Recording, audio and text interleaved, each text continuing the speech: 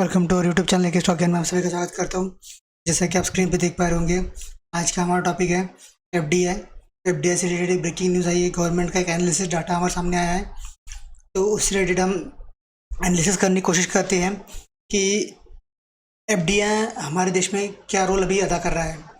जैसा कि एफडीआई का फुल फॉर्म है foreign direct investment. Foreign direct investment मतलब क्या है? विदेश से जो सीधा पैसा हमारे देश में इन्वेस्ट होता है वो एफडीआई के थ्रू होता है।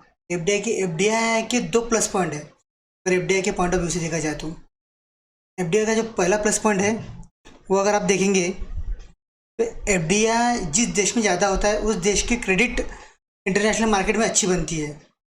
दूसरा, एफडीआई से जो इन्वेस्टमेंट आती है उसके ऊपर आपको ब्याज नहीं देना होता है।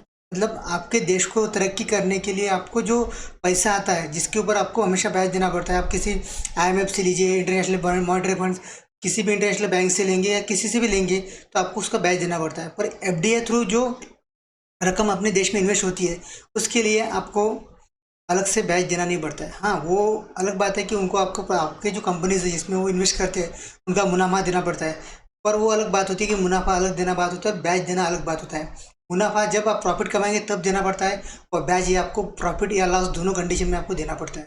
तो एफडीआई हर देश के लिए ज़रूरी है, हर देश की प्रोग्रेस के लिए ज़रूरी है, और भारत जैसा जो विकसनशील देश है उसके लिए तो बहुत ज़्यादा ज़रूरी है। इसके ऊपर हम एनालिसिस करते हैं गवर्नमेंट का कि अभी इतने में डाटा आया हुआ है कि हमें किन किन देशों से किन किन कंपनी में कौन से सेक्टर में कैसा कैसा एफडीआई है जो आने वाले समय में हमें शेयर मार्केट में इन्वेस्ट करने के लिए काम में आ सकता है। अब कैसा आ सकता है ये हम आगे एनालिसिस करेंगे। चलो देखते हैं गवर्नमेंट का डाटा। ये है एफडीआई की fact sheet. Total FDI inflows from 2000 से 2021, मतलब ये 20 साल में टोटल एफडीआई भारत में कितना आया। तो टोटल जो होती है इक्विटी इन्फ्लोज, री invested earnings and other capital, तीनों फॉर्म में 8,24,100 मिलियन डॉलर्स इंडिया में इन्वेस्ट हुए हैं। Cumulative amount of FDI equities in inflows excluding amount remitted through RBI से एनआरआई स्कीम, आरबीआई स्कीम के छोड़ के जो अमाउंट हुई वो 5,72,807 US मिलियन डॉलर्स हुई। ओवरऑल देखा जाए तो FDI inflows during third quarter of financial year 21-22, मतलब अभी जो क्वार्टर हुआ अक्टूबर 21 से दिसंबर 21, इसमें कितने FDI I? Total FDI inflows in India 17,933 million dollar, जो कि FDI equities inflows Indian rupees में अगर देखेंगे 12,021 million US dollars FDI equity inflows. तो देखेंगे 90,047 करोड़ एफडीआई की इन्वेस्टमेंट हुई जो इंडियन मार्केट में आया। अब ये एफडीआई जो इन्वेस्टेड हुआ, FDI equity inflows month wise during the financial year. अब फाइनेंशियल ईयर में है जो मंथ वाइज उनका जो एफडीआई इन्वेस्टमेंट हुआ, तो आप देख पा रहेंगे ये उसका चार्ट है। अप्रैल 2021 में 33,000 करोड़ मार्केट में आए। उसमें मई 2021 में 76,000, बाद में 19,000, बाद में 21,000, बाद में 46,000, 33,000, 70,000। तो कंटिन्यूसली इंडियन मार्केट में उनका पैसा आया। फ्रॉम अप्रैल 2021 टू दिसंबर 2021 में 3,19,976 करोड़ रुपए फॉरेन डायरेक्ट इन्वेस्टमेंट से इंडिया में आए। जो देखा जाए तो अप्रैल 2020 टू दिसंबर 2020 के हिसाब से 16% कम है। मतलब उस पीरियड में 3,83,000 करोड़ आए थे। अब ईयर का कंपैरिजन अगर देखेंगे तो क्वार्टरली जो थर्ड क्वार्टर था पिछले साल का 2020 का, तो उसमें 3,83,000 आए थे, जो इस बार गिर के 3,19,000 ही आए। तो मतलब ईयर ऑन ईयर 16% से एफडीआई डिक्रीज हुआ। तो ये एक थोड़ा सा पॉइंट है। अब देखते हैं आने वाला नेक्स्ट एनालिसिस क्या है। अब ये जो इन्फ्लोज आए ये कौन से देश से आए? Share of top investing countries. जो टॉप इन्वेस्टिंग कंट्री सबसे पहले आता मॉरिशस। मॉरिशस इस देश से अपने को कितने रुपीज़ इंडिया में आए? तो फाइनेंशियल ईयर 19-20 में आए इंडियन रुपीज़ में 57,785 करोड़ आए, 20-21 में 41,661 करोड़ आए, और 2021-22 में दिसंबर तक 48,815 करोड़ आए। तो टोटल इंडियन जो एफडीआई इन्वेस्टमेंट आ रही है भारत में, टोटल एफडीआई जो इन्वेस्टमेंट आ रही है उसकी उसकी जो अमाउंट है 8,86,416, ये जो करोड़ है 8,86,416 करोड़, 27% जो टोटल इन्वेस्टमेंट का ये सिर्फ अकेले मॉरिशस से इंडिया में आ रहा है। तो मॉरिशस ये इंडिया के एफडीआई में सबसे बड़ा की पर्सन बोल सकते हैं। सेकंड नंबर पे आता है सिंगापुर। सिंगापुर से इंडिया में आया है 1,29,227 करोड़। इसका टोटल 22% है। मतलब ये दो अगर कंट्रीज मिला दिया है तो इंडिया का 45 से 47 के 40 से 50 के रेंज में, जब 40 से 50 के रेंज में ये दो देश इंडिया कवर कर रहे हैं, मॉरिशस से सिंगापुर।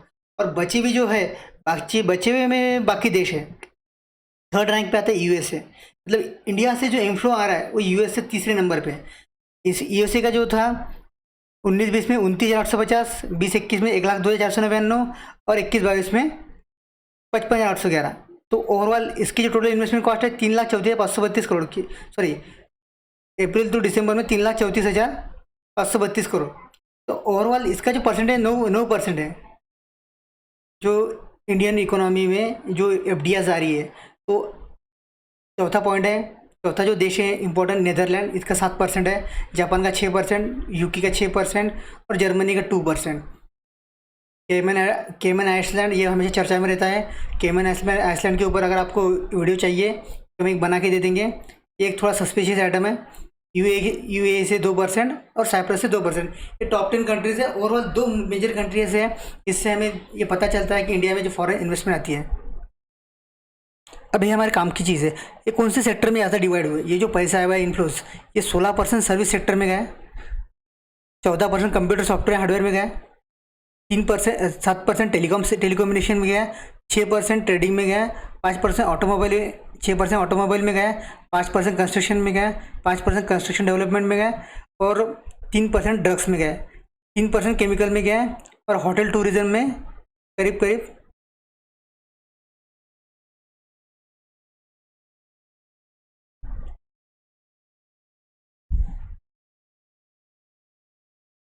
3% के आसपास गया है। तो ओवरऑल देखा जाए तो सर्विस सेक्टर और कंप्यूटर सॉफ्टवेयर हार्डवेयर ये दो सेक्टर ने अच्छा खासा कवर करा है। 16%, 14%, 30% ये दो सेक्टर ने खा लिया है। टेलीकम्युनिकेशन में 7% और ट्रेडिंग में 6%, ऑटोमोबाइल इंडस्ट्री में 6%। तो ओवरऑल हमें जो अभी आगे इन्वेस्टमेंट करना है, हमें 3 सेक्टर पर फोकस करना है। एक IT सेक्टर, टेलीकम्युनिकेशन सेक्टर और ऑटोमोबाइल इंडस्ट्री। सर्विस सेक्टर से जो रिलेटेड कंपनीज आती है उसमें आप इन्वेस्ट कर सकते हैं। जैसे कि सर्विस सेक्टर तो थोड़ा अभी स्ट्रगलिंग कर रहा है, उसमें थोड़ा सोच विचार करके इन्वेस्टमेंट करना है। और ये जो इन्वेस्टमेंट आई है इंडिया में, तो टॉप 5 कौन से स्टेट में आई है? सबसे पहले महाराष्ट्र में आई है। महाराष्ट्र में टोटल परसेंटेज 26% आया है टोटल इन्वेस्टमेंट का। कर्नाटका में 23%, गुजरात में 21%, दिल्ली में 13%, तमिलनाडु में 5%, हरियाणा में 4%, तेलंगाना में 2%। तो ओवरऑल महाराष्ट्र इसमें टॉप कर रहा है। कर्नाटका सेकंड नंबर पे। कर्नाटका जो है, कर्नाटका में मेजर बेंगलुरु में जो IT सेक्टर है उस पर मेजोरिटी ऑफ स्टेक वहाँ पे डाइवर्ट हुआ है। जैसा कि आप देख पाएंगे, डिटेल एनालिसिस यहाँ पे आ रहा है। सर्विस सेक्टर में finance, banking, insurance, non finance, business outsourcing, research and development, courier, technology, testing, analysis, इन कंपनियों में जो 16% जो इन्वेस्टमेंट आई इन कंपनियों में आई हुई है। और कंप्यूटर सॉफ्टवेयर में IT सेक्टर आ गया, इसमें 14% आई। तो ये 2 सेक्टर पे हमें फोकस करना है आने वाले समय के, ताकि आप उसका बेनिफिट ले सके। तो ये एनालिसिस आपके अगर समझ में आ गया होगा तो प्लीज़ कमेंट करके बताइए। कुछ इसमें अगर कन्फ्यूजन होगा तो बताइए। हमारा पॉइंट ऑफ व्यू ये था कि हमें जो फॉरेन डायरेक्ट इन्वेस्टमेंट इंडिया में आया है, हमें कौन से सेक्टर में आया है और कौन से सेक्टर में हमें फोकस करना चाहिए, ताकि आने वाले सेक्टर में हम उस चीज़ का बेनिफिट ले सकें। थैंक यू फॉर वॉचिंग और video. Please subscribe our channel ताकि आने वाले रेगुलर अपडेट आपको मिलते रहे।